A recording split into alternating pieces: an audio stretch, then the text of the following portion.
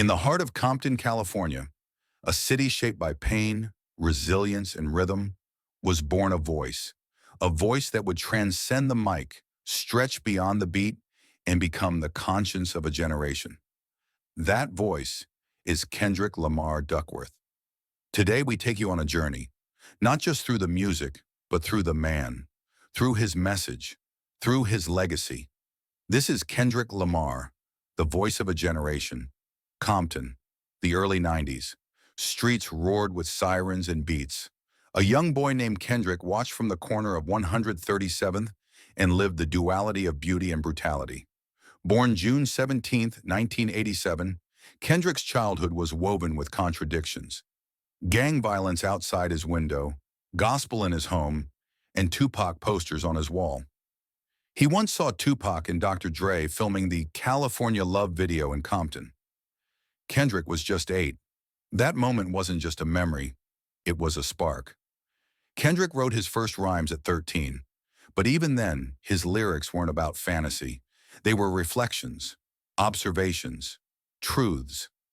He began as K. Dot, releasing his first mixtape, Youngest Head Nigga in Charge, at just 16. It was raw, unfiltered, a clear sign. This kid had more to say than just clever punchlines. He quickly caught the attention of Top Dog Entertainment, an indie label that would become the launch pad for his rise. But Kendrick wasn't in a rush to go mainstream. He studied, grew, built his voice. By 2010, he dropped Overly Dedicated. The game started to take notice. Then came Section 80, and suddenly people weren't just listening, they were paying attention. October 22nd, 2012. The album that changed everything. Good Kid, M.A.A.D. City wasn't just music, it was cinema, a sonic memoir. Kendrick took us through his adolescence, peer pressure, family values, gang temptations, and God. It was vulnerable, poetic, cinematic. Tracks like The Art of Peer Pressure, Sing About Me, and Swimming Pools showed his lyrical dexterity and storytelling power. The album went platinum. Critics hailed him as a new prophet of hip-hop, and for the first time in a long time, the streets and the critics agreed. Kendrick was something special. The world was shifting, racial tensions were rising, and Kendrick responded with a masterpiece. To Pimp a Butterfly. It was funk, it was jazz, it was rage, it was love. Songs like All Right became anthems for Black Lives Matter protests.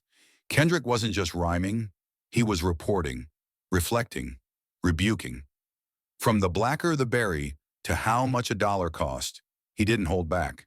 The album won a Grammy for Best Rap Album, but more importantly, it won the respect of scholars, activists, and elders. Then came Damn in 2017. It was leaner, meaner, and more introspective. He questioned loyalty, explored pride, wrestled with fear, balanced faith and fame. Tracks like DNA, Humble, and Feel topped charts and flooded timelines. And in 2018, Kendrick made history. He became the first rapper to win the Pulitzer Prize for music. Let that sink in. Not just Grammys, a Pulitzer. Hip-hop had arrived, not just on the charts, but in the halls of elite recognition. Kendrick curated and produced the Black Panther soundtrack in 2018. Songs like All the Stars became cultural moments. And then, silence. For years, Kendrick stepped back. No Instagram posts, no interviews.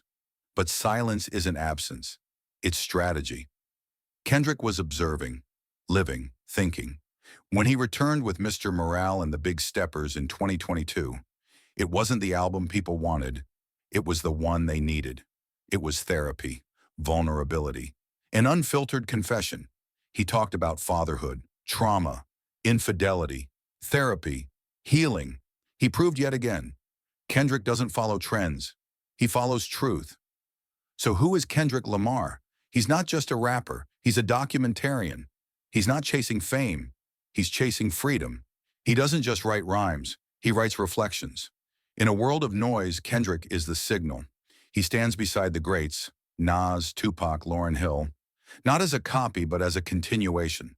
Whether you agree with his views or not, one thing is clear, Kendrick Lamar made hip-hop uncomfortable, and in doing so, made it honest. From Section 80 to Mr. Morale, from Compton corners to Pulitzer stages, from high power to we gonna be all right. This isn't just music, it's movement. This isn't just rap, it's truth. This isn't just Kendrick Lamar. This is the voice of a generation. If Kendrick's story moved you, inspired you, or made you reflect, don't forget to like, comment, and subscribe for more deep dives into legendary voices. Peace, love, and power.